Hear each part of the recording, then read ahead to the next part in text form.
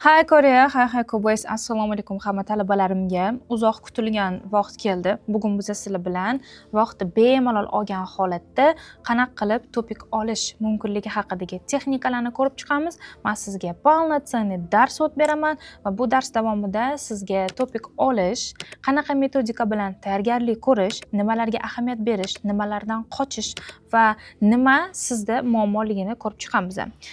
Video boshidan aytib qo'yishim kerak, men ham xuddi sizga o'xshab O'zbekistonda koreys tilini o'rganishni boshlaganman. Sizda bo'lgan muammolar menda ham qachonlardir bo'lgan. Lekin men o'sha muammo qachonki kattalashib amalga oshib bo'lgandan keyingina unga to'g'ri yechim topa oldim. Endi siz adashmasligingiz uchun, vaqtingizni tejash uchun shularni bitta-bitta ko'rsatib ketaman. Чтобы siz men qilgan muammolarni, men qilgan problemalarni qilmang va meni qo'rqitgan narsalar sizni qo'rqitmasligi kerak. Demak, boshladik. Demak, prezentatsiyamiz davomida biz koreys tilida 2 oyda topik 4 olish mavzusi bo'yicha siz bilan dars o'tmoqchimiz. Albatta oldingizga qog'oz ruchka olib olishingizni men maslahat beraman. Bu yerda foydali narsalar ancha-muncha bo'ladi. Konspekt qilib olsangiz foydali. Xo'p. Yorobun, avvalambor yiliga nechta odam topik topshirishni bilasizmi? Nima uchun O'zbekistonda topik imtihonlari avval 2-3 ta bo'lgan bo'lsa, hozir undan ko'p, 5 tadan ko'p, ham onlayn, ham offlayn topshirishga ruxsat etildi ekan. Nechta odam yiliga Koreyaga borib, o'zini karyerasini quryapti, o'zini orzularini amalga oshiryapti, maqsadlariga yetyapti va ular buni qanaqa qilishyapti? Shu savollarni hech o'ylab ko'rganmisiz? Okay. Davom etamiz. Bu savollarga javob topishdan oldin dars qoidalarini men sizga bitta eslatib o'taman. Darsdan maksimal foyda olishingiz uchun albatta daftar ruchkalaringizni tayyorlab oling. Tinch joyga o'tirib meni eshiting, diqqat bilan tinglang, чтобы meni hamma gapimda sizga foydali bo'ladigan qandaydir ma'lumot bor. Kibr qilmaymiz. Agar men aytgan informatsiyalarni siz oldindan bilgan bo'lsangiz, shunchaki o'zingizga mustahkamlab o'tib ketishni men tavsiya qilaman. Bitta bismillah deymizda, yaxshi boshlagan ishimizga, demak, o'zi quvvat berishini so'rab davom etamiz. Bu dars aynan kimlar uchun? Kim bu darsni oxirigacha ko'rsa, undan manfaat topadi. Topik imtihonni topshirib, lekin kerakli ballni ola olmayotgan talabalar, 1-2 marta purab ko'k bo'lganlar yoki bo'lmasam 3 guppa yana qayta 2 marta olib qo'yganlar bo'ladigan bo'lsa, darslar uchun. Topikka tayyorlanaman, lekin qayerdan boshlashni bilmayapman. Atrofimda ko'p yiqilib chiqayotganlar bor. Men shunaqa bo'lishni xohlamayman. Vaqtimni bekorga ketkazishni ham xohlamayman, deydiganlar. Sigi va ilki qismida doim ball yo'qotayotganlar. Buni qiyin deb o'ylayotgan bo'lsanglar, men darsni oxirigacha sizlarga bitta-bitta ochib, unday emasligini tushuntirib beraman. Topikni bitta urinishda topshirib o'tishni maqsad qilganlar. Albatta biz uzoq tayyorlangan narsamizdan yiqilib chiqsak, bu bizda jarohat qoldirishi mumkin. Shunaqa narsa bo'lishini xohlamasangiz va stresssiz tayyorlanishni xohlasangiz, bu ma'lumotlar sizga albatta kerak bo'ladi. Hamda koreys tilini biladi, lekin imtihon formatida qiynalayotganlar bor. Orangizda menimcha koreys dramalarini, idollarni, musiqalarini ko'plab eshitadigan insonlar bo'lishi kerak. Va o'zi hammasi ham shundan boshlanadi. Lekin koreys tilini o'zi uchun o'rganish bilan imtihonga tayyorgarlik qilish o'rtasida juda ham katta farq bor va biz bu farqlarni ko'rib chiqamiz va oddiy o'rganuvchidan imtihon tayyorlanuvchisi, abituriyenti darajasiga yetish uchun qanaqa etaplarni o'tish kerakligi haqida ham tushuntiraman. Demak, sizdagi muammolar hammasi menda bo'lgan. Koreys tilini noldan boshlaganman. Ota-onamdan ruxsat olishda qiyinchiliklar bo'lgan. O'sha paytda yaxshi koreys tilini o'rgata oladigan, mana natija chiqarib beradigan o'quv markazlari yoki ustozlarni topish ham juda ham qiyin bo'lgan. Hattoki bizda topik 4 darajali ustozni ham boshimizga ko'targan holatda unda o'qishga rozi bo'lganmiz. Shunaqa ekspertlar defitsit bo'lgani uchun. Lekin siz noto'g'ri metod orqali o'rganib kelganingizni yana bitta isboti aynan meni prezentatsiyamda bilinadi. Siz ko'p stress olyapsiz, nimadir tushunmayapsiz, o'qituvchilaringiz yoki atrofingizda o'rganayotgan, koreys tilini o'rganayotgan insonlar sizni savollaringizga siz xohlagandek javobni bermayapti. Sizni savollaringiz ochiq qolib ketyapti. Nimagadir chuqurroq kira olmayapsiz masalaga. Mana shu tomonlarni ko'rib chiqamiz. Endi bu prezentatsiyadan keyin topik olish sizga yana ham osonlashishi kerak. Bugungi darsimizda biza sigiy qismini ilkiy va titkiy qismlaridan qancha ball yig'ishni to'g'ri proporsiyaga qo'ygan holatda topikdan 6G darajasini olish yoki yuqori darajadagi ballni qo'lga kiritish texnikalarini o'rganib chiqamiz. Xo'p, e'tibor bering, men endi boshlagan vaqtimda o'zimda qo'llagan va hozirgacha ham o'quvchilarimga o'rgatib keladigan metodlar bor. Eng muhimi bularning natijasi chiqqan va yillar davomida sayqallangan. Qisqacha qilib o'zimni tanishtirib o'tib ketaman.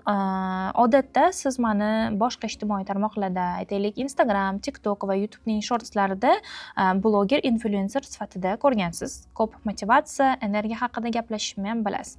Lekin men aslida chuqurroq kiradigan bo'lsak, kasbim va nima ish bilan faoliyat ko'rsatishim haqida ham siz bilishingiz kerak deb o'ylayman. Shu paytgacha 2000 dan ziyod talabalarga ustozlik qilganman. Onlayn va offlaynda darslar metodologiyasini yo'lga qo'yganman koreys tili bo'yicha. Haybay Koreya koreys tiliga ixtisoslashgan o'quv markazi asoschisi va rahbariman. Sejong va Haybay Koreya onlayn kurslarining muallifiman. Butun O'zbekiston bo'ylab 1000 ga yaqin o'quvchilar har yili kurslarimda o'qib natijaga erishyapti. Va 20 ga yaqin xodimlar bilan ishlovchi rahbarman desam bo'ladi.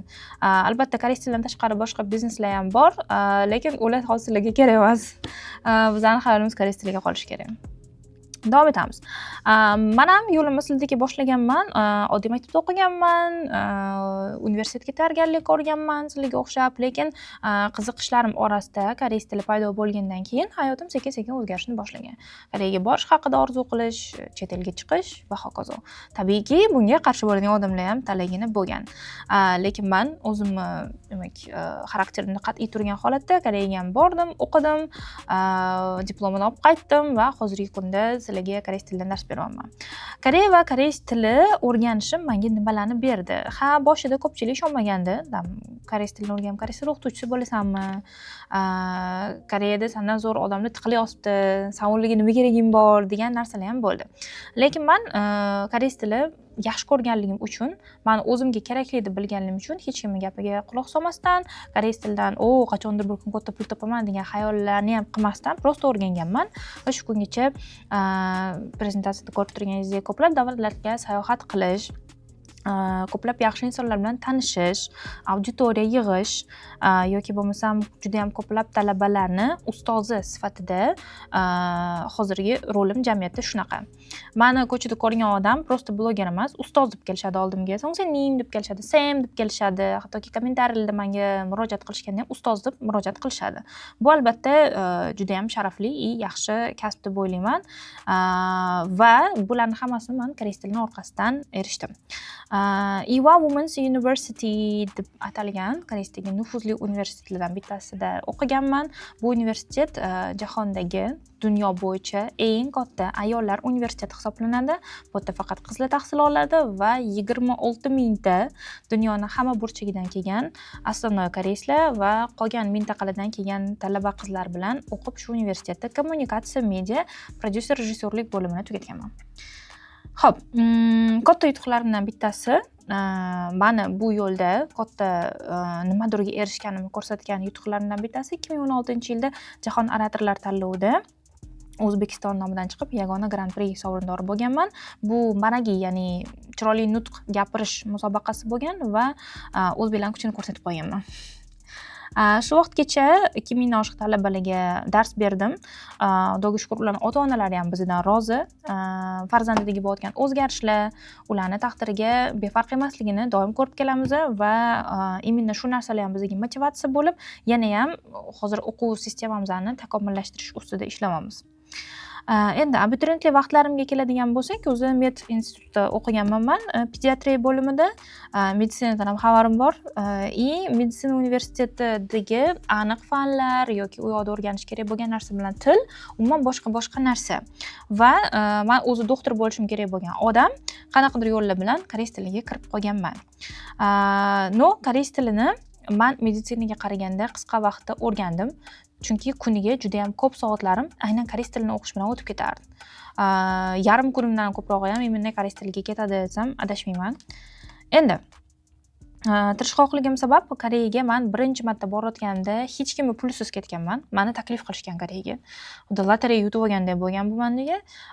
Samolyot biletlari, mehmonxonalar, u yoqda borib aylanishlar, avtobuslar, hamma narsani Koreya ta'lim vazirligi ko'targan va bu loyihani men ishtirokchisi bo'lganman. Mendan yagona talab qilingan narsa koreys tilida yaxshi gapirish, madaniyatini o'rganish uchun katta qiziqish bildirish va kelajakda bularni o'zimdan filtratsiya qilgan holatda jamiyatga boshqa qandaydir yaxshi narsa berish bo'lgan xolos. Xo'p, lekin universitet vaqtlariga qaytadigan bo'lsam, kontrakt asosida o'qiganman. Bitta semestrim $4000 tashkil qilardi. Bunaqa semestrdan ikkita bordi. Bu chista kontrakt o'zi, chista kontrakt. Hali o'rtaga boshqa mayda-chuyda xarajatlarni hisobga olganim yo'q. Endi lekin baribir to'xtaganim yo'q. Bunaqa og'ir sharoitda ko'pchilik o'qish tashlab qo'yishi mumkin edi. Lekin men hamma narsani yig'ishtirib, polностью faqat o'qishimga tikkanman va hozirgi kunda to'xtamasdan o'zimni poyezd relsimda to'g'ri kelyapman desam, menimcha mubolag'a bo'lmaydi. O'zbekistonga qaytganimdan keyin O'zbekistonda aynan koreys tilini motivatsiyalashtirish, sistemalashtirish bo'yicha muammoni ko'rganimdan keyin 11 yildan beri, salkam 12 yil bo'ladi, olgan bilimlarimni orqali shuni orqasidan yangi tizim qurish haqidagi g'oya keldi menda. O'zi yoshligimdan yurgan vaqtimda O'zbekistonda nimagadir ta'lim sistemasini to'g'irlash kerak deb ko'p tanqid qilardim. Menga sen siyosatchi bo'lasan, yurist bo'lasan, prokuror bo'lasan degan gapni ham ko'p gapirishardi. To'g'ri, prokuror yoki yurist bo'lganim yo'q, hatto menga juda ham yarashgan bo'lardi. No, qaysidir ma'noda ta'lim sistemasini o'zgartirishga muvaffaq bo'ldim deb o'ylayman. Hozirgi kunda O'zbekistonda ta'lim sohasida qilinayotgan ishlardan ham juda ham mamnunman. Bu kechda bo'ladigan bo'lsa, bizdan Elon Musk chiqib qolsa kerak. Endi sizlarga to'xtaladigan bo'lsak, meni ko'rib turgan koreys tiliga qiziqishi bor insonlar. Sizlar meni bekor ko'rmayapsizlar. Koreys tilini o'ylagansizlar, yoki ketmoqchi bo'lgansizlar, kredit ishlamoqchidirsizlar, bilmayman, Koreyaga bog'liq qanaqadir niyatinglar bor-da, o'shaning uchun ham meni ko'rib o'tiribsizlar va meni auditoriyamga aylandinglar. Bitta narsani bilib qo'ying. Men motivatsiya bermayman. Chunki maqsadingiz uchun birinchi qadamni tashlash bu ekspertlikdan boshlanadi. Sizga quruq motivatsiya berish bu biroz ChatGPTdan nimadir olish yoki trendni orqadan qaytarib sizni kuldirishi ham mumkin edi. Yo'q, biz unaqa qilmaymiz. Jiddiylashgan holatda maqsadingizga bir qadam tashlash uchun og'ir bo'lsa ham, achchiq bo'lsa ham haqiqatni sizga aytishdan iborat bo'ladi.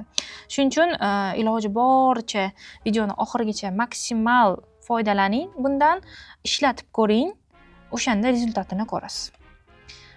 Maqsadingizni aniq qiling va biz siz bilan boshlaymiz. Bugun darsdan bilan ko'rib chiqamiz. Topikdan o'tishga xalaqit berayotgan 3 ta asosiy xatoingiz nimada? Siz buni bilib qo'yotgan bo'lishingiz ham mumkin, bilmasdan qo'yotgan bo'lishingiz ham mumkin. Farqi yo'q, biz buni to'g'rilaymiz.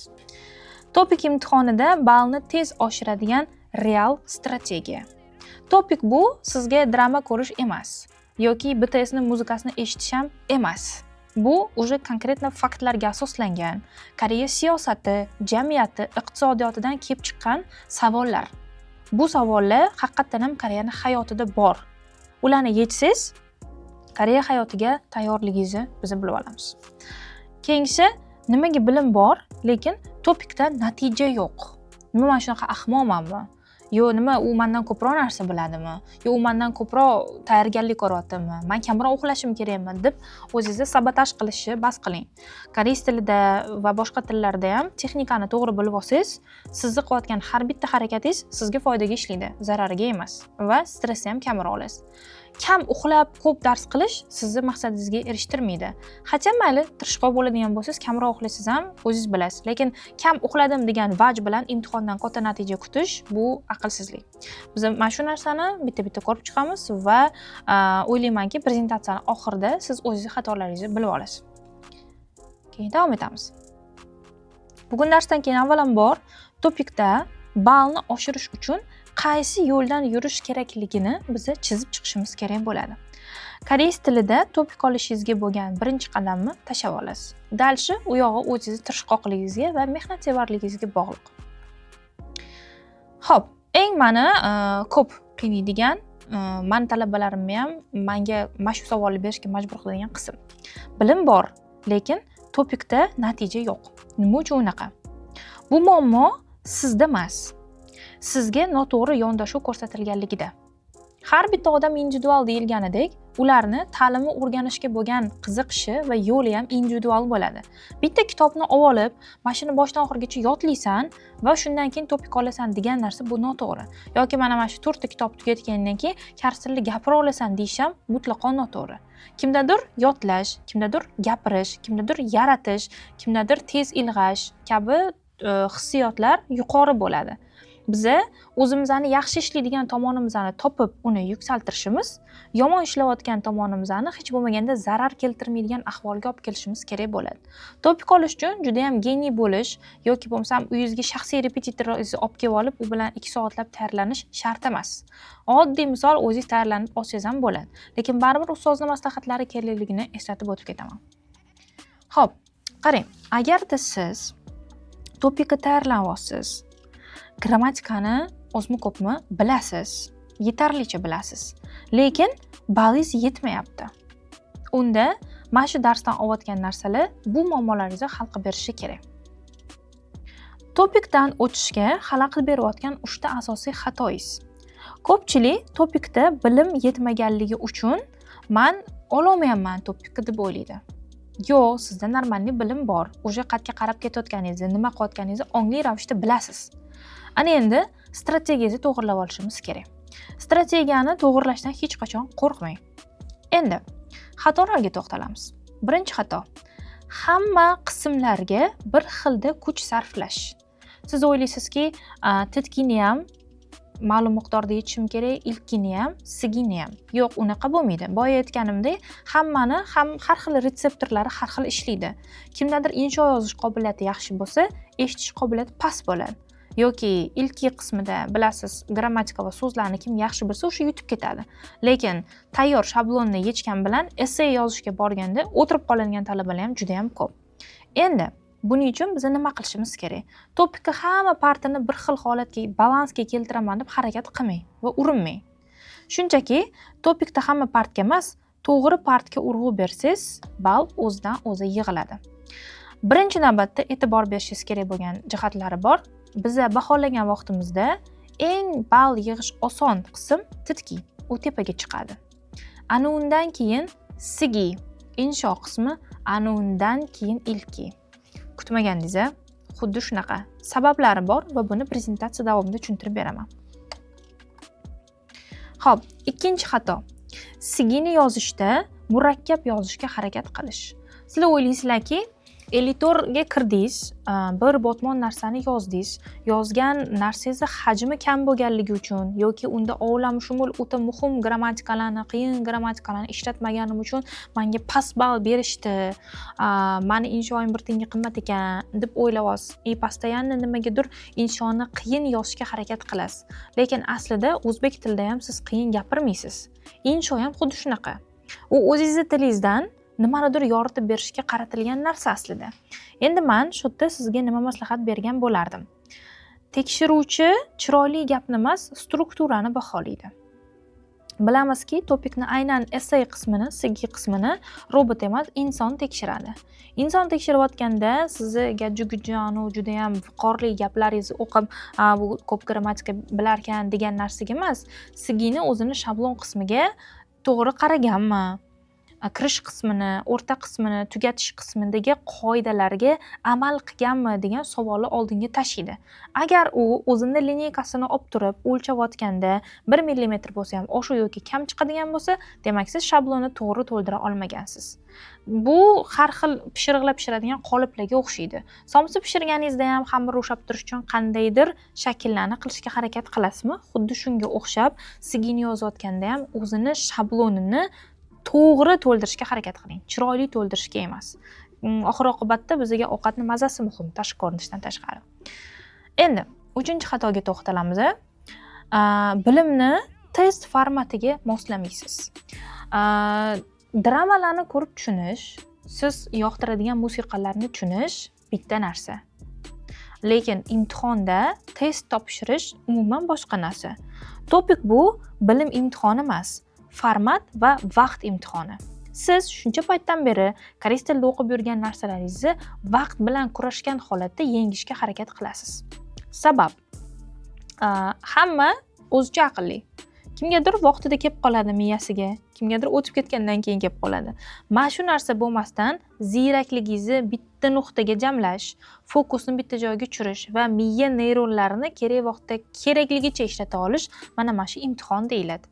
Agar siz o'zingizni bilimlaringizni yetarli bir qolipga sola olmasangiz, vaqt bilan uni boshqara olmasangiz, u bilimni imtihon qilishi keragi yo'q.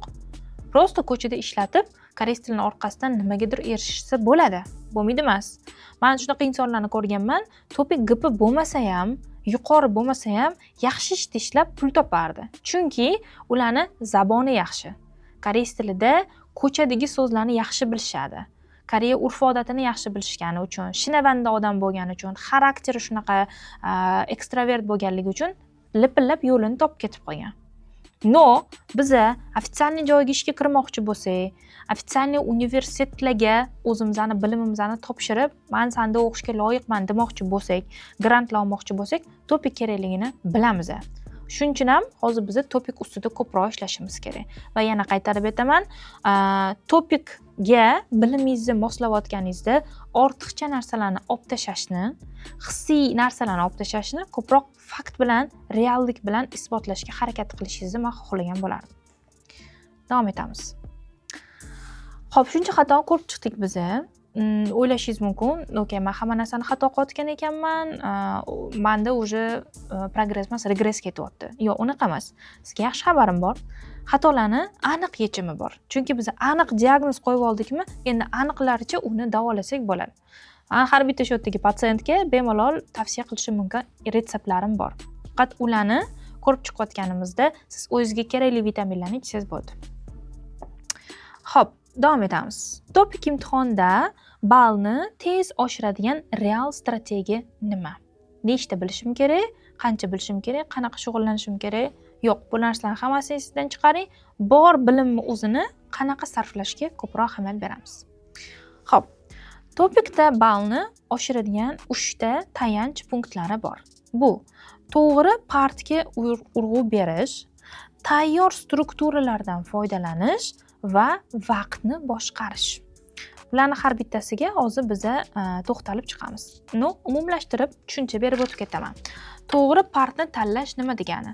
O'zingizni qaysi retseptorlaringiz yaxshi ishlayotganiga, qaysi qismdan kamroq stress olishingizga qarab turib, o'sha partga ko'proq urg'u bering. Odatda titkiy bo'limi eng ko'p oson bo'ladigan qismlardan bittasi. Chunki unda axborot almashinuvi kam, berilgan vaqt yetarlicha qolipga doim solib turilgan bo'ladi va qaysi savoldan qaysi savolgacha o'qib, har bitta savolga necha minut berishingiz kerakligini ham audio boshqarib turadi. Sizni yagona vazifangiz titkiyni to'g'ri yechgan holatda vaqtdan o'zingiz uchun unumli foydalanib olishingiz kerak bo'ladi.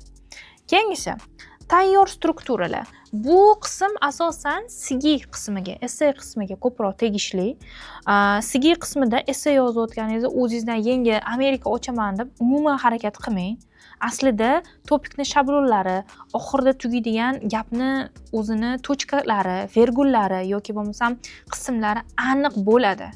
Har doim shunaqa bo'lgan, bundan keyin ham shunaqa bo'ladi. Faqat sizdan yagona kutilayotgan narsa mavzu o'zgarib qolganda kerakli lug'atni joyiga, bitta joyiga tiqib, o'sha shablonni qayta ko'chirib qo'ysangiz bo'ldi. Bu 53 da ham xuddi shunaqa ishlaydi, 54 da ham xuddi shunaqa ishlaydi. Keyingisi vaqtni boshqarish. Bu asosan ilk qismiga tegishli. Sababi o'tda oldingizda test ochib qo'yilganda audio o'qimaydi. Kimdir sizga aytib turmaydi har bitta savolga necha minutdan ajratishingiz kerakligini. Siz o'zingiz buni boshqarishingiz kerak. Mana shu joyda bitta savolni o'qib, o'tirib, boshni og'ritib, uni o'ylab, buni o'ylab, taxmin qilib, ehtimoliy vaziyatlarni keltirib chiqarganingiz sari miya chuqurlashib ketaveradi, savoldan uzoqqa ketib qolaveradi, sizdan nima so'rayotganingiz esingizdan chiqib qoladi va hokazo. Va shunaqa qilib siz qanaqa qilib bitta savolda 1 minutdan uzoq o'tirib qolganingizni bilmay ham qolasiz. Ayniqsa oxirida keladigan qiyin, murakkab va hajmi katta savollarda xuddi shunaqa. Biz mana shu narsani yo'qotishimiz kerak. Bu umumlashtirgan holat. Keling endi har bittasiga bittalab to'xtalamiz.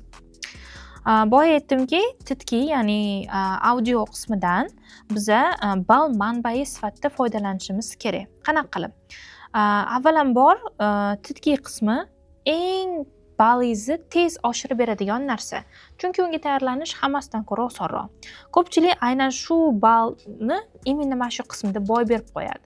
Titkidan kam tayyorlanasizlar, kerakli narsalarni qilmaysizlar, o'zingizlarni titkiga tayyorlamaysizlar, nimagadir titkini qiyin, baribir eshitsam ham tushunmayman. Undan ko'ra ilkiga tayyorlanaman. U yoqda hammasini ham o'qib, ham analiz qilib, ko'zim bilan ko'rib yetishim mumkin deb o'ylaysizlar.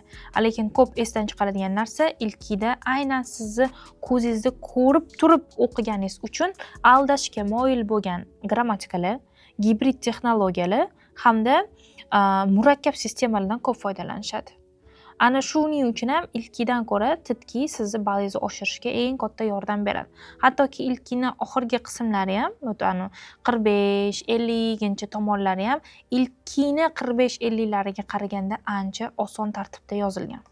Agar titki qismini, audio qismini qo'lingizga qog'oz qilib chiqarib qo'yganda edi, siz aytardingiz, bu narsa bilan 6 savollar emas bu, 3-4 savollar degan bo'lardingiz. Aslida bo'lsa titkida bo'limining osonlashtirilganligini o'zingiz uchun zamotka qilib oling. Keyingisi, SIGI esse yozishda texnika bilan olinishini esingizdan chiqarib qo'ymang. Kirasiz, eng ko'p beriladigan savol SIGIni oshirish uchun nima qiling? Hech narsa qilish kerak emas. Shablon. Faqat shablonni yodlab olish kerak, xolos. Ko'p yozish kerak. Savolni tushunib olish kerak. Murakkab so'zlardan foydalanmang. Maxsus qolipiz bo'lsin. So'zni boshlayotganda, tugatganda bog'lovchilarga e'tibor bering. 1-2-3 abzatslarni qanaqa qilib ma'noviy jihatdan bir-biriga to'g'ri boylayapsiz. Bitta narsani haqida gapirib turib, shallop etib boshqa narsa haqida gapirib, men bog'lovchini to'g'ri qo'ydim deb o'ylayotgan bo'lsangiz, bu xato narsa. Boshiga kalishini, oyog'iga telpagini kiyg'izib qo'yganga o'xshab, hali u yoqdan olib kelasizlar, hali bu yoqdan olib kelasizlar. Zato men qiyin grammatika ishlatdim degan narsa вообще aqlsizlik. Keyingisi, bu zanjirda mantiq katta rol o'ynaydi. Har bitta abzatslaringizni keyingi abzatsga bog'laydigan o'zini ключевой so'zlari bo'lishi kerak. Prosta gapirdingiz va hamda bilan, ammo lekin biroq degan bog'lovchilar bilan boshqa narsani bog'lab ketish bu noto'g'ri. Tasavvur qiling, men hozir sizga obed paytida gamburger yeganimni, gamburger yeyotganimda Coca-Cola ichganim haqida gapirib, keyingi abzatsda metroda uyga qaytganim haqida gapirsam, sizda voqeliklarni rivoji qanchalik ko'zingiz oldingizga keladi? Siz kinoda ssenariy ko'rayotganingizda, to'g'ri yozilgan ssenariy bo'ladigan bo'lsa, hammasi tabiiy ravishda, medlenniy, plavni o'tib ketishi kerak. Xuddi shunga o'xshab, siz yozayotgan esseda ham mantiq birinchi va ikkinchi harakat o'rtasida bog'liqlik, birinchi va ikkinchi abzatslar o'rtasidagi voqeliklar bir-biriga mos tushishi kerak. Bitta kanalda indiyskiy kino, boshqa kanalda amerikanskiy action ko'rish, mana shunaqa qilib qo'yasizlar-da. Ko'rgan odam prosta boshi achib ketadi ko'rgan sigilarni ko'rib. Mana shu narsani e'tiborli bo'ling. Qayta o'qing. Qayerda xato ketyapti, qayta o'qiganingizda u o'zingizga ham bilinadi. Xuddi guruch ichidan osh qilishdan oldin toshini olib tashlaganimizdek. Dalish ketamiz. Vaqtni to'g'ri bo'lish. Ko'pchilik esseda vaqtini yeb qo'yadi va oson ballni tashab ketib qoladi. E'tibor bering. Bizda 51, 52, 53, 54 kabi sigilarimiz bor. Sigida bor yo'g'i 4 ta punkt berilgan, lekin uni balli bu yoqdagi 50 ta yechayotgan ilki yoki siginiki bilan bir xil. Endi savol tug'iladi. Sigida qanaqa qilib men vaqtimni ketkazib qo'yaman? Siz mana sigiga kirganingizda nimadan boshlaysiz? Ko'zingiz birinchi nimaga tushadi? Albatta, eng osoni, eng kam ko'ringani 51 dan boshlaysiz. G'irt xato narsa. G'irt xato. 51 dan ham boshlash kerak emas, 52 dan ham boshlash kerak emas. 53 dan boshlash kerak. Sababi 53 da ko'zingizni peshonangizga katta ot kallasi qo'yib qo'ygan narsa bor. Struktura, jadval, diagramma. Sizni qiladigan ishingiz faqat o'sha diagrammadagi sonlarni og'izda harfda yozib chiqish. Bo'ldi, boshqa hech narsa emas. 53 eng oson va eng ko'p ball yig'adigan sigina qismi. Tasavvur qilasizmi? Prosta sizga rasm berib qo'yibdi-da. Shu rasmdagi narsani ko'chirib bergan matn qilib deyapti. Bo'ldi, boshqa hech narsa yo'q o'tda. Даже ahmoq ham shundoq kiradi-da. Ko'rasizlar, ozgina tayyorlangan bo'lsa, 35% pastga matn qilib yozib beradi, bo'ldi, ball uniki. Keyin srazu 54 ga o'ting. Sababi 54 da odam bo'limi erkin ijod qilishini bilasiz. Lekin o'shanda ham strukturadan chiqib ketmasdan sizga mavzu berishyapti, savol berishyapti. Shu savollarga javob bergan holatda deyapti, katta bitta matn yaratishingiz kerak. Unga bo'lsa ko'proq vaqt kerak. Qancha ko'p vaqtingiz bo'lsa, siz o'ylab yozib, o'chirib, to'g'rilab, mana shunaqa qilib olishingiz mumkin. Ana undan keyin 51-52 ga o'tish kerak. Nimaga unaqa qilish kerak? Sabab 53 da tayyor narsani ko'chirish osonligi uchun, 54 da erkin ijod qilishingizga ko'proq vaqt qolishi uchun, 51 bilan 52 sizdan konkretni narsa so'rayapti. Mana buncha tekst berib qo'yadi, ikkinchi va to'rtinchi qatorni o'chirib qo'yadi, shotga kiradigan gapni top bergin deydi. Любой narsa kirishi mumkin o'tga. Любой narsa, lekin sizdan faqat bitta savolga bitta javob to'g'ri bo'lishini xohlashyapti. O'zi sizga qismidagi eng mantiqsiz savolni men 51 bilan 52 ni beraman. Chunki hayotda gapirganimizda, oddiy razgovorniy uslubda gapirganimizda o'sha 51 bilan 52 ni bo'sh katakchalariga xohlagan narsangizni qo'ysangiz bo'ladi. Вот absolutni xohlagan narsangizni. Ma'no ozgina bir-biriga o'xshasa bo'ldi, yeyilib ketaveradi. Qanaqa grammatika qo'yyapsiz o'tga, to'g'ri zamonda gapiryapsizmi, umuman farqi yo'q. Prosta temada bo'lsangiz bo'ldi, qo'pol qilib aytganda. Ana endi imtihonda sizdan nimani xohlayapti? Butun kontekstni o'qiganda shuni zamoniga, uslubiga, so'zlar zanjiri ketma-ketligiga mos keladigan narsani qo'yib bergin deyapti. Чисто tupizm. Mana shu narsaga qancha uzoq o'tirib, o'ylanib qilsangiz, вообще xato bo'ladi. Uni prosta yomon tomoni, mana bunchagina tekst berib qo'yadi-da, ko'zingizga kam qilib ko'rsatadi. Kam narsani yechish oson deb o'ylaysiz. Yo'q, nabarot. Savol qancha uzun bo'lsa, javob allaqachon ichida turgan bo'ladi. Savol qancha kalta bo'lsa, siz o'shani ichidagi so'zni, ichidagi ikkinchi ma'noni topib, sizdan nima so'rayotganligini bilib olishingiz kerak. Mana buncha qilib qo'ygan savollar o'zi tagida javobi turibdi. Buni bir-biriga ulab qo'ysangiz tamom. Shuning uchun ham sizga qismida mana shu qismiga ko'proq e'tibor bering. Endi savol tug'iladi. Xo'p, ustoz, men koreys tili bilan juda shug'ullanyapman. Menda bilim bor, lekin nimaga topikda natija yo'q? Topik bo'lmasa men Koreyga keta olmayman-ku. Ketsam ham qora ishchi bo'laman-ku. Menga u narsa kerak emas, deyotgan insonlar. Bilib qo'yinglar, bilim kerak bu natija emas. Dunyoda millionlab aqllilar bor, lekin ularning juda ham ko'pi it-kambag'al. Juda ham ko'p ahmoqlar bor, lekin nimagadir ular maza qilib balotidan chiqib, bemalol boyligini suvchib yuribdi. Ani multfilmni kim ko'rgan? Scrooge McDuck. O'rday bo'ladi-yu. O'rda ham, misol uchun jungliga borganda hayvonmi degan savolda, sher turganda, alligatorlar turganda, gepardlar turganda, nimaga multfilmdagi rich qahramon o'rday bo'ladi? Chunki miyasini ishlatgan bo'ladi. Miyasini ishlatish degani har doim bilim degani emas. Shuning uchun izohga yaxshilab e'tibor bering. Bilim bo'lishi mumkin, lekin agar uni topik formatiga moslashtiradigan zehn bo'lmasa, strategiya bo'lmasa, u ballga aylanmaydi. Xuddi mana miyangizda million milliard ideyalar bor, boy bo'lib ketishga, lekin nimagadir cho'ntagingizda haligacha normalniy pulingiz yo'q deganga o'xshaydi. Shuning uchun mana bu ideyalarni tezroq pul keltiradigan nimadir biznesga aylantirganingiz kabi miyangiz ichidagi уже tayyor bilimdan tez natija qilish uchun ball aylantiradigan qilib foydalanishni bilishingiz kerak. Shuning uchun siz qobiliyatsizman degan narsani miyangizdan olib tashlang. Hayotda talant hozir katta rol o'ynamayapti. Shustrik bo'lishingiz kerak, valnada bo'lishingiz kerak, temada bo'lishingiz kerak, hammadan oldin bo'lishingiz kerak. Hammadan oldin shu narsani xato qilib bo'lsa ham bajarib qo'ying. Oradan qanchadir vaqt o'tgandan keyin, bu odam buni birinchi qilgan, bozorda birinchi bo'lgan deb hamma sizdan ko'chirishni boshlaydi. Siz bu yerda o'zingiz takomillantirish bilan shug'ullanasiz xolos. Menimcha bu narsa uchun katta qobiliyat kerak emas. Keyingisi, siz sekin o'rganadigan odam emassiz. Balkim sizni hayotingizda hozir koreys tili va topik olishdan boshqa muhimroq narsalar bordir va ular sizni energiyangizni yeb qo'yyapti.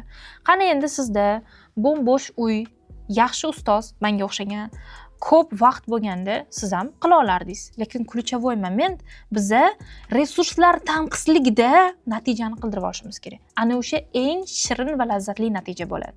Sizni o'qishga pulingiz bo'lmasligi mumkin, ruxsatingiz bo'lmasligi mumkin, ko'p svet o'tishi mumkin uyingizda, kurslarni o'qiyotgan vaqtingizda yoki sharoitingiz bo'lmasligi mumkin. Ikkita ishda ishlarsiz, vashshe farqi yo'q. Miyaga keldimi mana bu narsa qilish kerak. Ana o'sha joydan chiqib ketish uchun harakat qilish kerak. Buning uchun bo'lsa, yotib olib, qachon pulim bo'lganda, qachon ruxsat bo'lganda, vashshe yo'q, qadri bo'lmaydi u narsani umuman. Siz shunchaki to'g'ri tizimda ko'rsatilgandek qiling. Sizdan kuchli ekspert, sizdan kattaroq ustoz nima deyapti, o'shani orqasidan qiling. Qachondir bir kun rezultatini o'zingiz ko'rasiz. Endi agarda sizda qaysi partdan qancha ball olishda muammo, sigini yozishda qancha vaqt boshqarishini aniq bilib olgan bo'lsangiz, bizani faqat mashq qilishimiz qoldi, o'shani kimgadir tekshirtirishimiz qoldi xolos. Faqat bitta narsani esdan chiqarmang. Siz topik ola olasiz. Xo'j 1 yilda, xo'j 10 yilda quyonni ham chekishga o'rgatsa bo'ladi. No, bitta tomoniga e'tibor bering. 2025-yilda Koreya universitetlariga 5000 dan oshiq o'zbek ketgan. 5000. Va biz bilmaymiz, bu sifra ertaga yana balandga ko'tariladimi yoki pastga tushadimi? Qachongacha bu tema aktual bo'ladi va qachongacha bozor egallanadi? Biz buni bilmaymiz. Shuning uchun hozir harakat qilish hammasidan ko'ra muhimroq. Nimaga siz mana shu 5000 taning ichida bo'lmadingiz? 5000 ta o'zbek. Tasavvur qilasizmi? Bu juda katta narsa. Даже men u yoqdagi bor o'zbeklar haqida gapirmadim hali. Bitta potokda samolyotga o'tirib ketayotgan o'zbek. 5000 ta o'zbek. Samolyotda tasavvur qiling, necha marta samolyot uchib borib qaytib kelish kerak. Shu 5000 ta odam aeroportda poylab turibdi. Koreyaga tashab, tasavvur qilyapsiz o'zi. Tushuntira oldim sizga. Endi meni maqsadim mana shu raqamlarning orasida meni ko'rayotgan auditoriya ham bo'lishida. Chunki men bilaman, oranglarda meni ancha yildan beri kuzatadiganlar, darslarimga kirish xohlamoqchi bo'lganlar, nimagadir kira olmayotganlar yoki bo'lmasam qaysidir bitta umid bilan oxirigacha kuzatib yurgan odamlar обязательно bor. Endi meni maqsadim o'quvchilarimni birinchi navbatda Koreyaning nufuzli universitetiga kirish. Anu bir qayoqdagi, qishloqdagi it topmas joylarga borib, Tegu, yana bir Suwon degan joylarga, yo'q, yomonlashmas, lekin u universitet emas. Men Koreyada bo'lganman, bilaman nima deyotganimni. U yerda даже karslarning o'zi o'qimaydi. U yerda karslarning o'zi yo'ligi uchun sizlarga o'xshagan chet ellik talabalarga milliardta bonus qilib beryapti. Prosta pulinglarni shilish maqsad bo'ldi.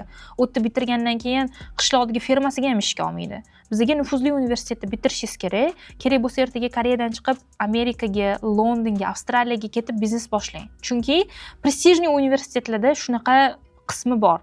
Ularning to'g'ridan to'g'ri boshqa chetdagi zo'r universitetlar bilan aloqasi bor, ketish yo'llari bor va sizning diplomingiz любой bitta katta naqaga o'tadi, ishga o'tadi. Microsoft bo'ladimi, Apple bo'ladimi, Hyundai, Samsung, LG hammasiga o'tishi mumkin. Buning uchun siz nufuzli universitetda o'qishingiz kerak.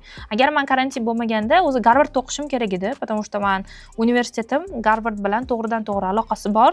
2 yilini o'sha yerda bakalavrni o'qib 2 yilni hammasini Garvardga surib ketayotgan vaqtimda tap etib nima boshlandi, karantin boshlandi, hech qayerga chiqa olmay qoldik. Shuning uchun aytmoqchi bo'lganim, mening maqsadim prosta nimadir qilib imijimda chala-chulpa qilib, yarim tayyor mahsulot qilib sizni Koreyaga jo'natib yuborish emas. Boring, normal universitetda o'qing, o'zbeklarni nomini ko'tarib bering, o'zingiz ham karyeringizga yaxshi bo'ladi. Siz o'ylamang, qilaman, ulguraman, 4 yil mana shunday ko'z yumguncha paqalatib o'tib ketib qoladi. Siz ayolda Sharago institutida o'qib yurgan mahallingizda, mana bu yerda qaysidir bitta sal miyasi ishlagan odam nufuzli universitetga kirib, investorlarni jalb qilish, millionerlarni kurugida bo'lish, qatdan pul topib o'zini biznesini boshlash, O'zbekistondan Koreyaga traktor biznesini qo'yish, mashina biznesini qo'yish, elektrlar xullas tiqilayotibdi. Siz qishloqdagi institutda o'qiydigan bo'lsangiz, qatdan bu narsalar bo'lmaydi. Men Koreyada o'qib yurgan vaqtimda cho'ntagimda $50 yo'q edi, lekin 5 milliard dollar haqida ketayotgan переговорlarda tarjimon bo'lganman. O'zbekistonda ham shunaqa neft gaziga tarjimon bo'lganimda, O'zbekiston qanaqadir neftlar qilishgan hamkorlikda. O'ti nollarni ko'rib men tomim ketib qolganda, nolni sanolmayman. 11 yil tajribaga ega odam nolini sanolmayman, chunki bunaqa sifrani umrimda ko'rmaganman. Qachon bunaqa sifrlar aylanar ekan, O'zbekistonda ham, Koreyada ham. Dальше. O'zbekistonda koreys tiliga qiziqadigan yoshlarga ilm berish. Ras qiziqasizlarmi? Normalniy odamdan o'rganinglar. O'zbekistonda turib prosta nima sertifikat olgan odam emas. Menda har xil bilimdan bor. Men koreys tilini rus tilida o'qiganman, o'zbek tilida o'qiganman, kars so'zdan o'qiganman. To есть o'zbekcha, koreyscha, ruscha, koreyscha, inglizcha, koreyscha bo'lgan. Men Koreyani ko'chadagi hayotini ham, ichkaridagi hayotini ham, boylarni ham, kambag'allarni ham hammasini ko'rganman. Ularning hammasini o'zidan o'rganadigan narsalar bor va ularning hammasi bitta filtrdan o'tgan holatda aniq bitta kuydiradigan, teshadigan nur bo'lib qaytadi. Tasavvur qilsa, mana shunday o'tayotgan narsa, mana shunday bo'lib bittada sanchilyapti. Mana shu narsadan foydalanishingizni xohlayman. Men hozir qo'limda yetishtirib chiqayotgan shogirdlarim ham именно shu sistemaga rioya qilishadi. Dальше. Bu orqali O'zbekistonni rivojlanishiga hissa qo'shish. Qanaqa qilib? To'g'ri, Koreya kichkina davlat. To'g'ri, koreys tilini o'rganib faqat Koreyaga ketsa bo'ladi. Lekin itam-bitam o'rganayotgan ingliz tiliga qaraganda bozor ancha bo'sh. Bu bir. Ikkinchidan, Koreya bilan bizning madaniyatlarimiz va tillarimiz o'rtasida o'xshashliklar juda ham ko'p. Agar siz uni to'g'ri propaganda qiladigan bo'lsangiz, yaxshi biznes qilishingiz mumkin. O'zbekistonning yeri Koreyanikidan 4 barobar katta. Lekin Koreyadan o'rganadigan texnologiyalari, bilimlari hali juda ham ko'p. U yerdan nimadir o'rganib kelib, qaysidir bitta joyda, o't o'smaydigan joyda nimadir zavod qurishingiz mumkin. Bularning hammasi aniq, tiniq va real. Просто sizga konkretni joyda, konkretni odamlarning oldida paydo bo'lishingiz va o'shanaqa odamlarga bera oladigan normalniy bilimingiz bo'lishi kerak. Ras pulingiz bo'lmagandan keyin. Shuning uchun mana shu 3 ta maqsadni men amalga oshirmoqchiman. Agar siz ham o'zingizga shunaqa karyera qurish haqida va boshqalarga o'xshamaslik haqida o'ylayotgan bo'lsangiz, значит, joyingiz to'g'ri topgansiz. Shu sababdan ham men sizlar uchun kurs tashkil qilganman. Juda ham ko'p so'raysizlar, necha pulga o'qitasizlar boshqa. Men bitta videomda aytganman, bitta odamdan $400 olaman deb. Hozir $400 $1000 ga ko'tarilgan. Hozir buni aytadigan bo'lsam, yana menga heyt yog'iladi. Siz faqat boylarni bolalarini o'qitar ekansiz, boshqa ekan. Shunaqa. Boylarni bolalari, to'ys ota-onalari bolasiga pul tikishdan qo'rqmayapti. 2 minut ichida shotimga 10 million, 20 million tashashadi. Endi savol, men ularni uyiga borib mana shunaqa summaga o'qitadigan bo'lsam, sizlarga qachon o'qitaman? Shuning uchun ham men offlaynda dars bermayman. Lutchi onlaynda bitta kurs qiling, u tizimlashgan bo'lsin, vaqt qolipiga solingan bo'lsin, shogirdlarim bo'lsin, atrofda hammasi nazorat ostida bo'lsin, bitta maydonga solaylik, как будто gladiatorlarni jangiga o'xshab, ana o'sha yerda sizlar bilimdan bahramand bo'linglar. Har bittanglarni olib, xonada o'qitib, kimdir yetib kela oladi, kimdir yetib kela olmaydi. Men bilaman, juda ham ko'p auditoriyam Toshkentdan tashqarida, даже O'zbekistondan tashqarida koreys tilini menda o'rganmoqchi bo'lgan odamlar ham tiqilib yotibdi. Turkiyadan o'qitganman, Qozog'istondan o'qitganman, qirg'izlar o'qiyapti hozir menda. Yaqinda ruslarga ham chiqmoqchimiz, nasib bo'lsa, конечно. Amerikadan turib koreys tilini o'rgangan o'zbek o'quvchiman bo'lgan. Bu prosta. Qanaqa qilib men agar hamma narsani offlaynga kuchiga beradigan bo'lsam, sizlarga bu bilimni yetkaza olaman. Lutchi optimiga shundoq tashiylu, sizlar meni bilimimdan foydalaninglar. Biz ham bitta vaqt o'zida ko'pchiligiga bilimimizni yetkazishga harakat qilaylik. Chem bu offlaynda menga $1000 to'laganingizdan ko'ra yaxshiroq. Va bu narsani narxi $1000 bo'lmaydi, ishonavering. Endi to'liq e'tiboringizni kursga qarating. Men sizga hozir prezentatsiyamni qilib bermoqchiman. Men bu kursni Hi Korea deb nomladim. Bilasiz, mana o'zi Instagramda taxallusim Hi Bye Korea, salom va xayr Koreya. Siz bu Hi Korea kursini o'qib tugatganingizdan keyin Koreyaga salom deyishingiz kerak. Chunki Koreyaga ochiladigan yo'llaringiz hammasi tayyor. Потому что menda o'qigan odamlar nafaqat koreys tilini o'qish, sertifikat olish, motivatsiya olish, balki Koreyagacha olib borib qo'yish yo'lini ham hammasini qilib beramiz. Ya'ni konsalting ham tasarrufimizda bor. Endi bu Hi Korea kursi meni boshqa kurslarimdan nimasi bilan ajralib turadi? Bunda biz to'liq fokusni faqatgina topik sertifikatini olishga bag'ishlaganmiz. Bu yerda gaplashish, ortiqcha narsalar, dramalarni ko'rib tushunish degan narsa yo'q. Agar topik testida uchramasa, demak meni kursimda ham yo'q bu narsa. Bizga faqatgina topikda uchraydigan so'z, grammatika, texnikalar, birikmalar, maqollar hammasi o'shalar kerak. Bo'ldi, boshqa hech narsa kerak emas. Qolgan hammasini surib olib tashladik. Endi shundan keyin nima qoldi bizda? Koreys tilida 2 oyda topik olish mumkin ekan. 2 oyda. 0 dan va ba'zidan. Hozir tushuntiraman hammasini. 0 dan boshlab 2 gip yoki bo'lmasam baziz bo'lib turib 4 gip olishi endi iloji bor. 2 oyda aytganimdek, hamma ortiqcha kerak emas narsalar olib tashalingan bu yerda. Faqatgina fokus koreys tilidan topik olishga. Mana shu 60 kunni to'ldirsak, biz bemalol topik olar ekanmiz. Xo'p. Taqdimotdan keyin men sizga albatta o'zim bonuslarimni beraman. Bu topikdan 4 olish uchun xarita, silkasi ham shuni tagida bo'ladi. Bemalol olsangiz bo'ladi. Buning uchun hech qanaqa to'lov qilish kerak emas, prosta bepul. Kanal ichida hammasini men joylab qo'ygan bo'laman. Qo'shimchasiga albatta mana shu ekraningizda ko'rib turgan daftar va kitoblarim ham beriladi va bularning hammasi bitta kanalga yig'iladi. O'sha kanaldan bonusdan olsangiz bo'ladi. Qaytarib aytaman, bularning hammasi bepul. Endi darslarimiz bizani fevral oyidan boshlanadi. Buning uchun nima qilish kerak, qayerga murojaat qilish kerak, hozir hammasini tushuntiraman. Men nimaga ishonch bilan 2 oyda topik ola olamiz deb aytibman. Boya aytganimdek, qobiliyatsiz inson bo'lmaydi va umuman topik sertifikatini olayotganda sizda talantni kuchli yoki kuchsiz bo'lishi katta ahamiyatga ega emas. Menga o'zingizni zombiga o'xshab topshirib qo'ysangiz bo'ldi. Sizni miyangizdagi neyronlaringizni kerakli vaqtda kerakli narsaga sarflab beraman va shu vaqtgacha bo'ldi. Natijalarimiz ko'p bo'ldi. Bemalol ishonch bilan shuncha ayta olishim mumkin. Koreyaga ketganlar bo'ldi, ularga yordam berdi. Sejong institutida, Ivada, Yonseda o'qiyotgan talabalarim ham ko'p. Va yoki koreys tilidan shu yerda o'qib turib pul topayotgan talabalarim ham talaygina. Eslatib o'taman, koreys tilini o'rganish degani albatta Koreyaga majburiy borish. Agar bormasangiz, siz omadsizsiz degani emas. Xo'p, o'quvchilarimga keladigan bo'lsak, o'quvchilarim ko'p. Ular har xil viloyatdan, har xil shahardan, har xil mamlakatdan va ularni sharoitlari, o'zlari hammasi har xil. Va ularni birlashtirib turadigan bitta narsa bor. Xay Koreya kursi. Endi bu kurs davomida men sizga nimalarni o'rgataman, biz qanaqa qilib 2 oyda 0 dan topik sertifikatini ola olishimiz mumkin deydigan bo'lsak, avvalambor modullarga e'tibor bering. Sizda 6 ta modulda, 6 xil modulda dars o'tiladi. Darslar haftada 5 marta bo'ladi. Dushanbadan jumagacha. Xuddi Koreya sistemasiga o'xshab, shanba, yakshanba biz dam olishimiz kerak. Tarqatma materiallar alohida bo'ladi. Pul mukofotlarini beraman agar ichki imtihondan yuqori ball olsangiz. Qatdan topasizlar bunaqa o'qituvchini, o'qiganingizga sizlarga pul to'lasam. 50 tadan oshiq dars bo'ladi. Kitoblar bo'ladi. 2000 dan ortiq lug'atlar tayyorlab qo'yilgan va albatta bitiruv oqshomi bo'ladi.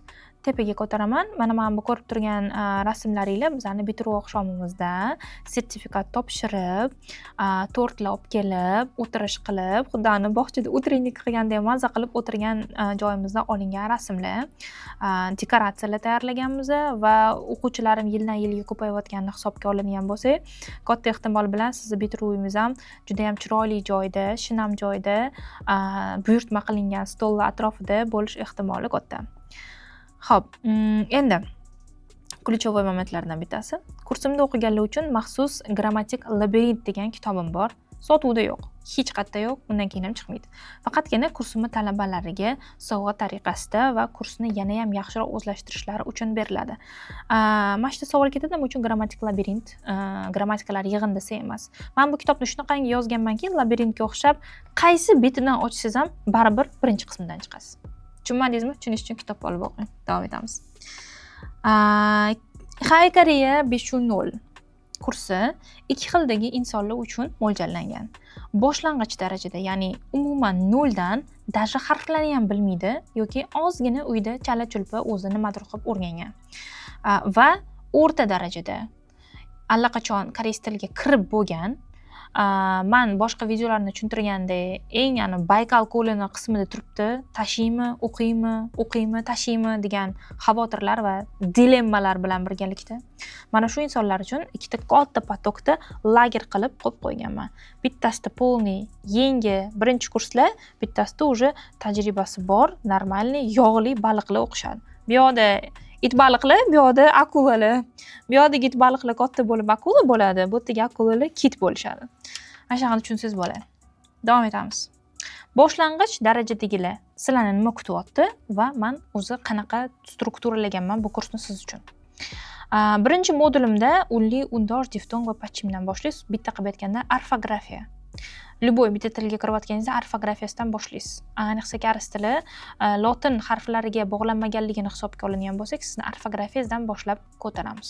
Va mana shu ekraningizda ko'rib turgan barcha qismga alohida to'xtalamiz hamda bundan keyin siz koreys tilida so'zlarni bemalol o'qiydigan bo'lasiz, yoza oladigan bo'lasiz.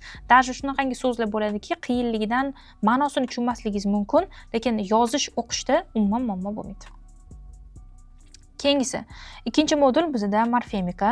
Judayam ko'p qism mana shu yerda. Morfemika bu nima deb tushuntirsam ekan? Bento tort bilasizlar? Bento tort olasizlar, yeysizlar, o'rtasiga nachinkasiga kelgan joylar bor-ku, mana shu morfemika. Eng yog'li, eng terlaydigan, eng maza qiladigan, eng sizni presslaringizni kachat qiladigan joy mana shu bo'ladi.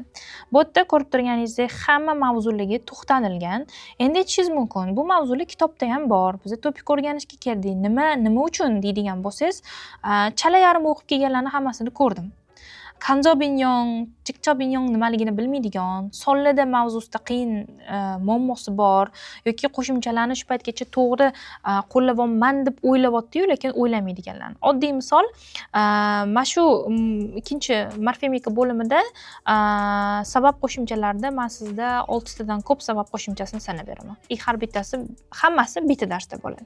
Shuning uchun ham bu yerga biz qisman to'xtalamiz va boshqa kitoblarda aytilmagan narsalarni hammasini umumlashtirib jamlashimiz uchun bizga bu bo'lim kerak bo'ladi.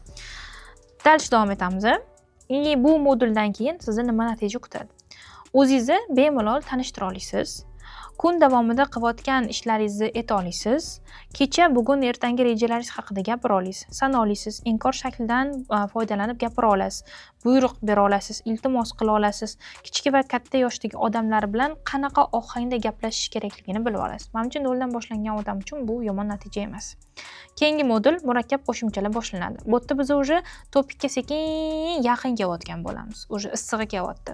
Chunki bu yerda realni bog'lovchi, sabab, maqsad qo'shimchalari, ruxsat, tasdiq kabi narsalarni o'tamiz va topikni tekstlarda keladigan mazmunni tarjima qilishimiz uchun kerakli grammatika va so'zlar aynan shu bo'limda bo'ladi.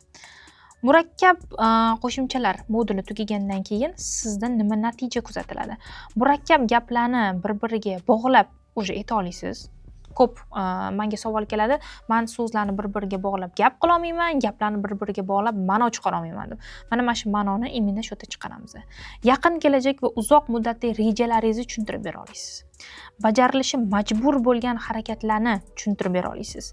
Ikkita narsani taqqoslab, bittasini ustun jihatlarini, boshqasini kamchilik jihatlarini sanab bera olasiz. Bu уже ancha nozik retseptorlaringiz, koreys tilidagi nozik retseptorlaringiz ishlayapti degani. Va 4-modulimizda bizani уже topikka kirish bo'ladi. Ilkidan har bitta qismga to'xtalib, qanaqa xildagi savollar bo'lishini ko'rib chiqamiz, ishlab chiqamiz va hammasini konkretni sanab o'tamiz. Dalshi bu moduldan keyin sizda nima bo'ladi? Topik testlarini ishlash strategiyasiga ega bo'lasiz. Topikdan qo'rqmaydigan bo'lasiz. Ilki bo'limidan samarali bajarish va yechish texnikalarini ko'rib chiqamiz. Vaqtni to'g'ri taqsimlashni ham iminni mana shu mavzuda tushuntiraman. Murakkab matnlarni lug'atingiz mukammal bo'lmasa ham imi-jimida tarjima qilib yuborish yo'llari bor. Ana o'shani ham o'rganamiz. Topik testlaridan yana ham samarali va tez ishlash ko'nikmalarini o'rganib olamiz. Yomon bo'lsa. Endi 5-modul bu topik texnikasi. Bu yerda polностью o'zimizni lug'atlarga, tezlikka, titkini boshqarish, memo qilish, eshitib turish, bitta vaqtda o'zida yozish, shadowing qilish, hammasini mana shu yerda o'tamiz. Va bu moduldan keyin sizda topik testlarini yechish bo'yicha to'liq texnika tugaydi. Lug'atlarni tez va oson yodlash usullariga to'xtalamiz, chunki bizda sajon mavzusi alohida berilgan. Eshitish bo'limidagi yangi usullarni ko'rib, samarali o'rganib olasiz va topik testlarini yechishda aniq va ishonchli bo'lgan metodlaringiz sizda bo'ladi. Xo'p, bu hammasi nima edi? Bizda 0 dan boshlab topikni 2-GP gacha bo'lgan daraja edi. 2 oyda biz shunga bemalol chiqa olamiz. 0 dan boshlab 3 yoki 4 topik olaman desangiz, bu ozgina xato bo'ladi. Keling, biz to'g'rilab gapiraylik. 0 dan boshlab 2G darajasigacha ko'tarib oldik. Ya'ni bu topik 1 ga to'g'ri keladi. Endi o'rta darajadagilar. Sizlar sal muammoli yurasizlar. Chunki oranglarda topikdan oldin yiqilib chiqqanlar ham bor. Imtihonga tayyorlanib registratsiyadan o'ta olmayotganlar bor. Hacha miyasida men topikka tayyorman deb o'ylayapti. Yoki bo'lmasam srok o'tganlar bo'lishi mumkin. Oldin tayyorlanib tashab qo'yganlar bo'lishi mumkin. 3, 6, 9 oydan beri kars tilini ichida yurgan, уже tajribaliroq odamlar bo'lishi mumkin. Sizlarni qanaqa qilib qolipga savolamiz va qanaqa qilib 2 oyda natija chiqaramiz. Yaxshilab qarab turing. Sizlarga ham 6 ta modul tayyorlangan. Morfemika bo'limida avvalambor topik haqida tushunchadan boshlayman. Chunki juda ham ko'p talabalarim koreys tilida ichiga kirib ketib qolganda, lekin asl ma'noni bilmaydi. Topik nima uchun kerakligini, topik o'zi nima ekanligini, qanaqa jism u suyuqmi, qattiqmi, quyuqmi, qum sifatmi, suv sifatmi, mana shunaqa narsalarni bilib olishimiz kerak. Eng ko'p qiynaladigan chopsoqso va pusoq degan mavzular bor. Noto'g'ri fe'l, inkor qo'shimchalari, o'zlashtirma va ko'chirma gap. Koreys tiliga eng qiyin 3 ta mavzu bitta bo'lsa, o'zlashtirma, ko'chirma gap bittasi. O'shalar haqida ma'lumotga ega bo'lamiz. Undan keyin natijasi nima? Til o'rganishdagi eng ko'p yanglishiladigan elementlardan va xatoliklardan qutulamiz. Shuncha bilimim bo'lsa ham nima ololmayman degan narsa mashta kelib chiqadi. Fundamental grammatik qoidalarini tushuntirib, mustahkam asosga ega bo'lamiz. Va men bitta narsaga qattiq rioya qilaman va amal qilaman. Bitta grammatikani o'rgangandan keyin uni prosta testda ko'rganda, shu ekan, hozirgi zamon qo'shimchasi ekan deb o'tib ketmaymiz. Og'izda gapirish o'rganamiz. Yozuvda, inshoda essay yozishni o'rganamiz, ilkida test yechishni o'rganamiz. Mana shunaqa darajada o'rganishimiz kerak. Turli darajadagi o'quvchilar uchun bilimlarni tenglashtirib olamiz. Chunki imenda mana shu o'rta darajada kelganda hamma o'zini zo'rman deb o'ylaydi, lekin nimagadir surishtirib chiqsang, kimnidir bali вообще past, kimnikidir o'rtacha, kimdir qaysidir savolda qiynalyapti. Mana shu darajani mana shu teng qilib olamiz. Hammanglarni bitta o'lchamda qilib olib, keyin to'g'rash boshlanadi. Daraxtiga ortiqcha shoxlarni kesib tashlashga o'xshaydi bu jarayon.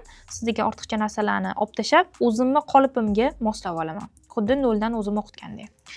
Keyingi modullardagi murakkab grammatik va muloqot ko'nikmalarini oson o'zlashtirish imkoniyatiga ham birinchi modul tugagandan keyin ega bo'lasiz. Ikkinchi modul murakkab qo'shimchalar. Ana endi bu yerda avval hech qayerda ko'rmagan grammatikalaringiz kelishi mumkin. 모의고사쓰기 그리고 쓰기 연습 명사, 동사, 형용사부터 여기서 배워야 될 것 같습니다. 아지다 어지다처럼 문법을 쓰면서 형용사의 또 다른 의미 그리고 또 다른 상황에 대해서 말할 수 있는 부분들도 딱 여기에서 잘 보일 것 같습니다.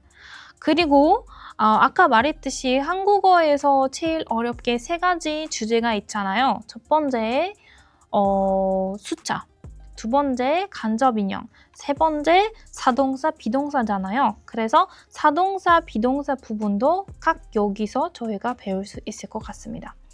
aynan mana shu moduldan boshlab bizda o'zbek tilida kamroq, koreys tilida ko'proq gaplashishni boshlashimiz kerak bo'ladi.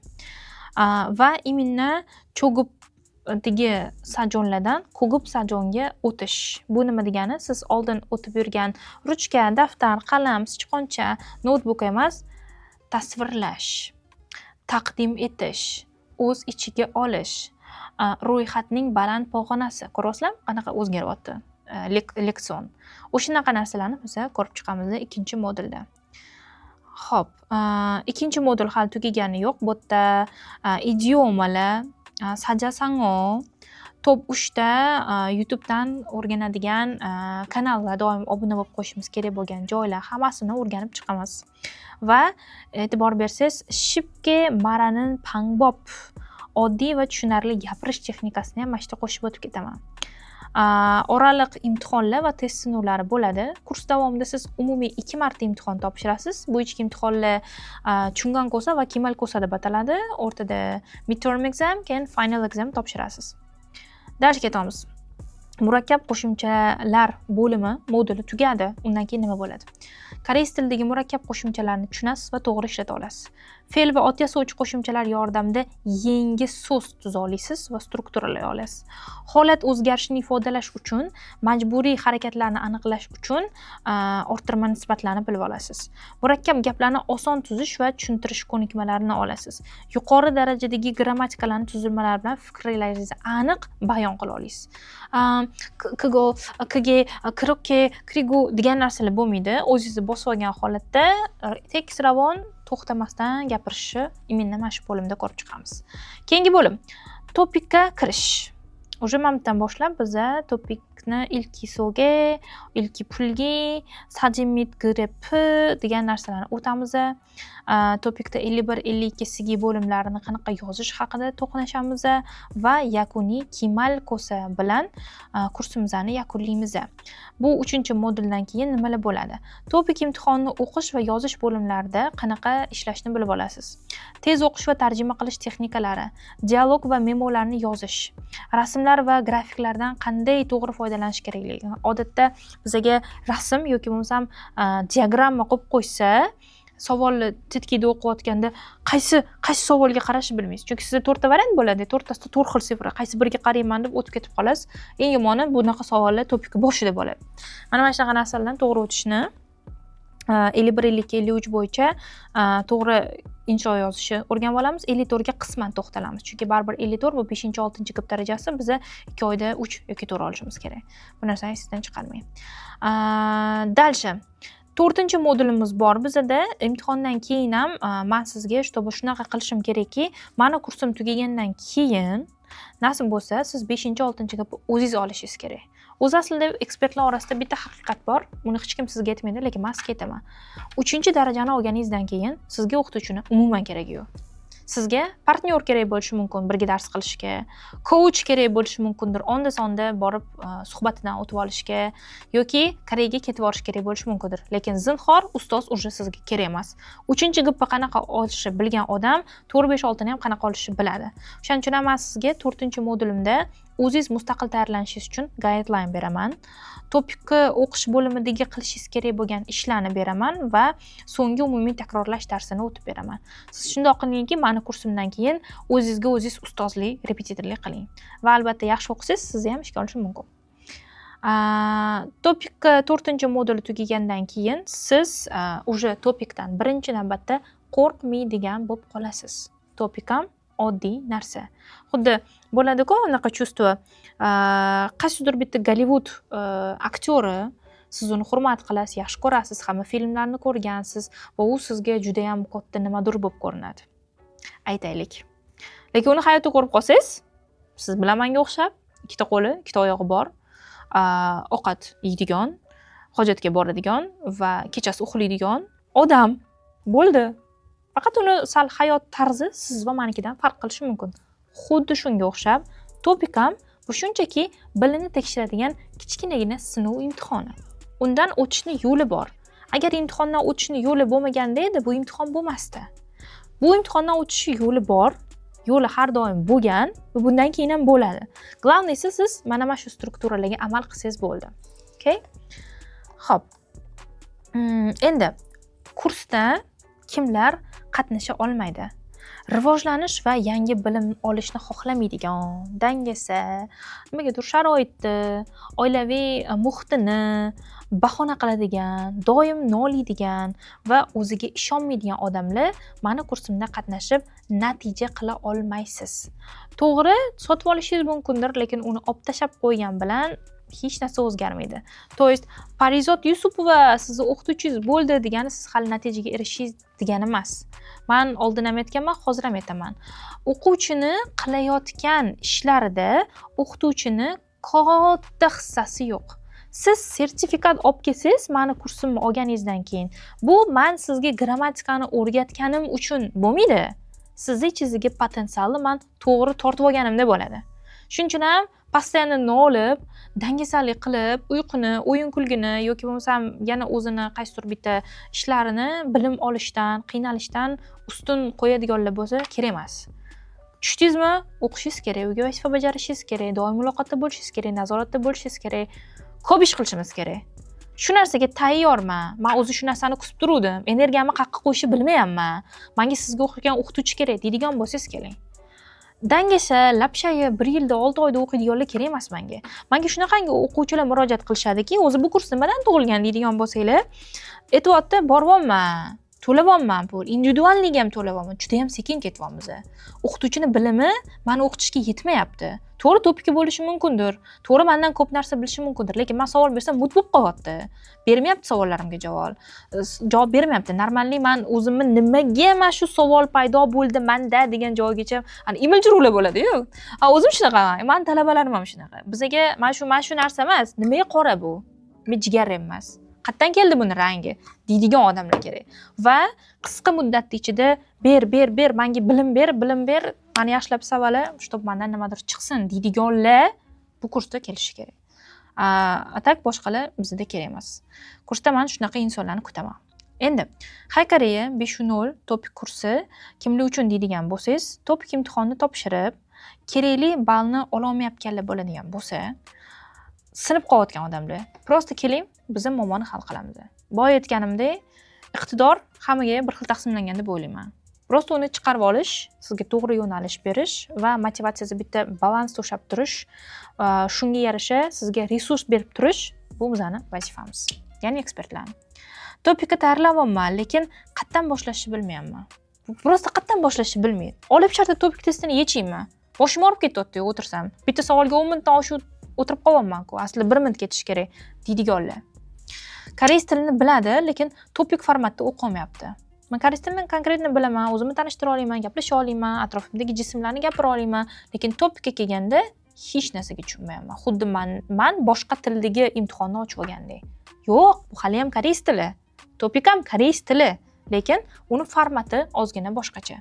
Xuddi Instagram ham ijtimoiy tarmoq, unda ham har xil kontentlar bo'ladi.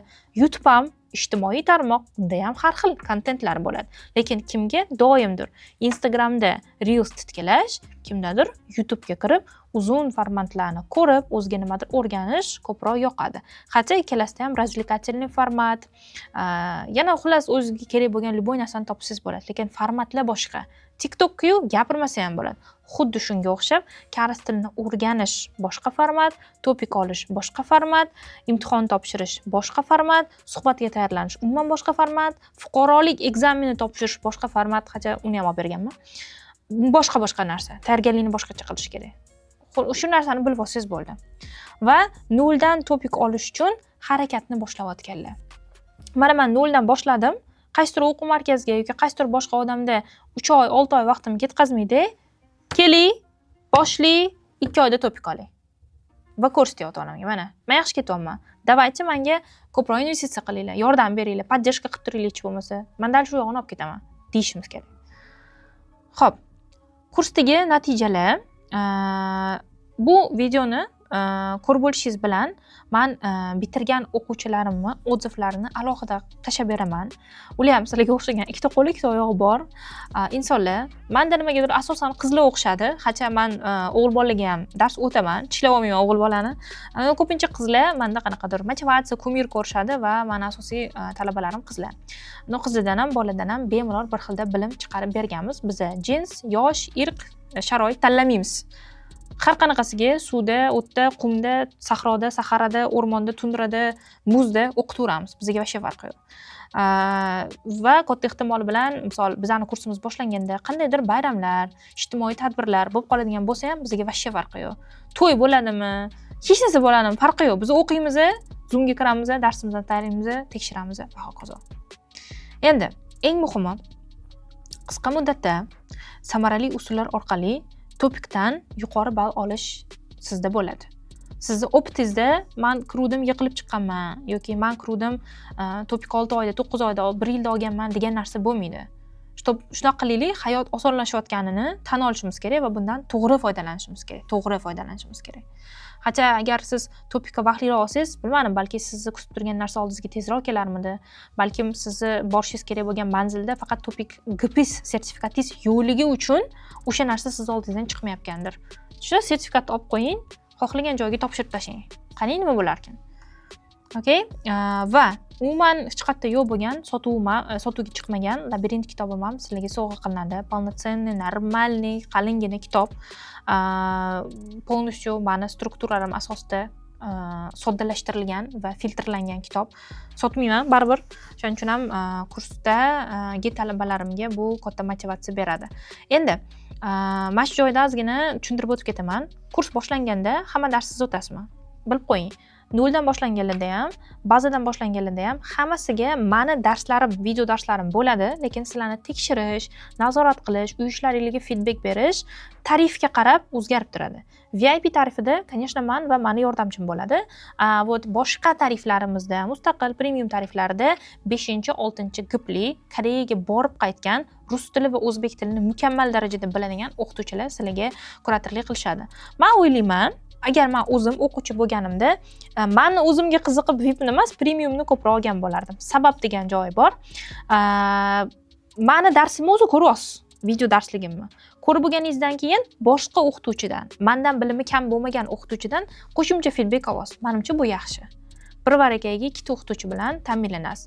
O'zi bizning darslarimizda meni darsim bo'ladi, полный video dars, 5-6 gipli kuratorlaringiz bo'ladi va mentorlaringiz bo'ladi. Biz birinchi o'chirda mentorlarni kurator boshqaradi. Bu sizni uyga vazifangizni vaqtida qilib bajarayotganingizni, aktivligingizni, mitinglarga kirayotganingizni va savollaringiz bor yo'qligini doimiy tekshirib turadigan lavozim. Mentorimiz ustidan kurator bo'ladi. Bu darsni ko'rib bo'lganingizdan keyin ham chiqqan savollaringizga javob berish, juda ham tushunmasangiz dars o'tib berish va sizni potensialingizni to'g'ri yo'naltirish. Va ularning ustidan men bo'laman.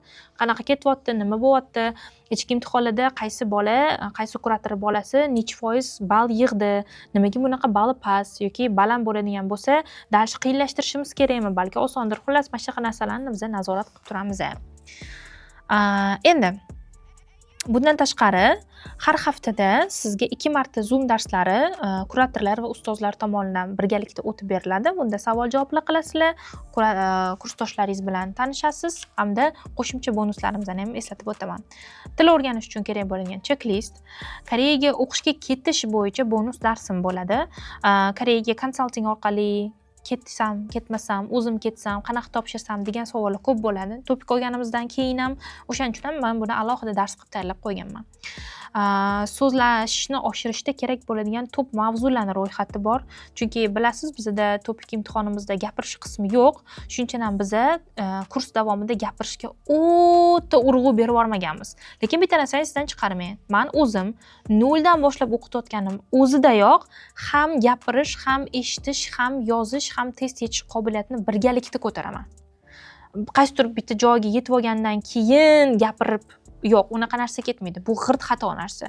Любой o'zini hurmat qiladigan ekspert, tajribali odam til o'rgatayotganda mana shu narsani etish kerak sizga. Gapirish qobiliyati noldan boshlab ko'tariladi. Har bitta qavatda, bitta grammatika o'rganingizda, bitta so'z birikmasi yodlaganingizda ko'tarilib boraveradi. Mana shu narsani sizdan chiqarmang. No, pri этом kursimizda gapirishdan ko'ra sertifikat olishga ko'proq fokus berganimizni ham ogohlantirib qo'yishim kerak. Va so'z yodlash texnikalariga ham alohida dars, chunki men mnemonika mutaxassislari bilan gaplashgan holatda ulardan bonus dars yozdirib olganman, chunki meni talabalarim orasida eslab qolish bo'yicha muammo bor ekan. O'shaning uchun o'zimni tavsiyalarimdan tashqari mnemonistlarning oldiga borib alohida kurs yozdirganmiz. Ular sizlarga qanaqa qilib qisqa vaqt ichida 50 ta, 100 ta, 1000 ta so'zni yodlab qolish mumkin, qanaqa qilib bitta yodlagan so'zni uzoq eslab qolish mumkin, xorijiy tillarni qanaqa eslab qolish mumkin, AI bilan ishlash texnologiyasi hammasini alohida kurs qilib yozib qo'yishgan. Bularning hammasi bitta to'lov ichida bo'lyapti. Menimcha zo'r narsa. Men Hay Koreya kursimni yiliga 2 marotaba qilaman. Yil boshida va keyin qachonligini bilmayman. O'shaning uchun bu narsaga hozir tayyorgarlik ko'rib olishingiz kerak. Hozir men bu darsni yozayotganim vaqtimda Hay Koreya kursi hali ochilmagan bo'ladi. Chunki bizda очередlar, oldindan yozilmoqchi bo'lganlar, har kuni direktdan yozadiganlar ham juda ham tiqilib yotibdi. O'shalarni bitta tartibga solish uchun men sizga hozir o'rgataman. Qarang, siz oldindan ro'yxatga o'tishingiz mumkin bo'ladi. Bizda aytganimdek, har doim kayfiyatingizga qarab mendan kurs so'raysizlar-da. Yaqinda bitta kursimni tugatdim, yana kurs bormi deydilar. Boshqa kurs sotsam, u kursni so'raysizlar. Mana bunaqa nimasi bo'ladi. Vaqti dumidan ushlab ola olmayman sizlarni nimagadir. O'shaning uchun давайте bunaqa qilamiz. Hozir bu darsni ko'rayotganingizda hali kurs boshlanmagan. Mana shunisi ham yaxshi. Siz prosta joyingizni band qilib qo'yasiz. Joyingizni band qilishingiz uchun mani spiskamni ichida bo'lishingiz uchun bir so'm pul kerak emas. Prosta joyingizni band qilishingiz uchun sizga silka beriladi. Kerakli silka mana shu videoning tagida bo'ladi. O'shanga bosasiz. Sizning familiyangizni, telefon raqamingizni, kerakli manzillaringizni qoldirasiz va уже avtomatически mani katalogim ichida bo'lasiz. Kurs boshlanib, narxlar e'lon qilinib, tashkillashtirish boshlangan mahalda bizni ko'chadan kelgan odamlarimiz birinchi katalogimda bor bo'lgan, oldindan yozilib qo'ygan, qiziqishini bildirgan odamlar bilan ishlashni boshlaymiz.